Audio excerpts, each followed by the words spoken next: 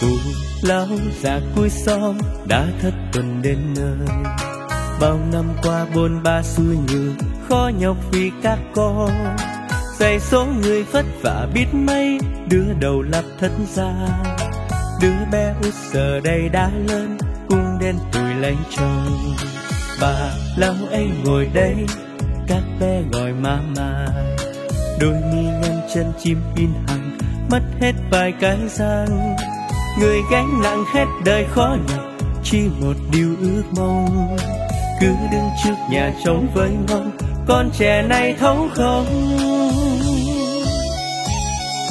Con ơi con giờ ở phương xa, bận biêu lắm phải không?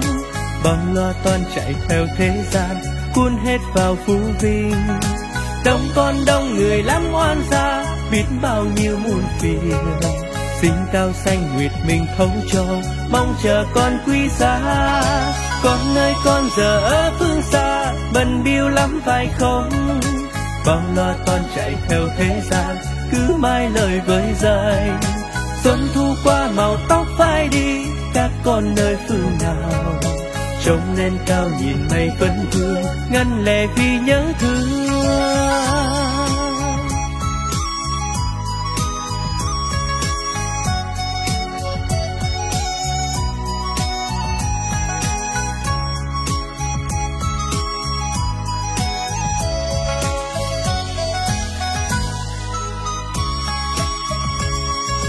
Bà lão ấy ngồi đây, các bé gọi mama, đôi mi nhăn chân chim in hằng mất hết vài cái răng.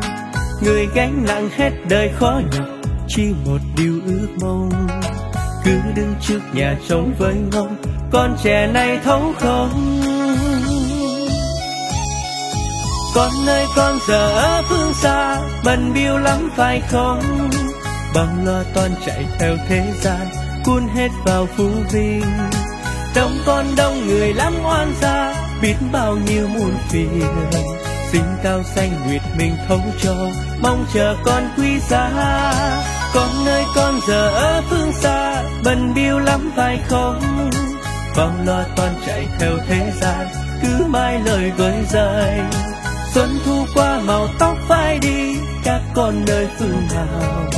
Trông lên cao nhìn mây vẫn vương, ngân lệ vì nhớ thương. Con ơi con giờ ở phương xa, bận biêu lắm phải không? Bao lo toan chạy theo thế gian, cuốn hết vào phú vinh.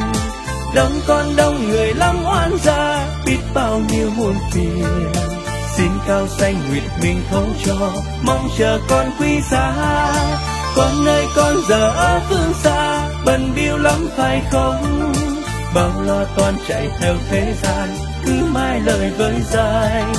Xuân thu qua màu tóc phai đi, các con nơi phương nào? Trông lên cao nhìn mây vẫn vương, ngân lệ vì nhớ thương.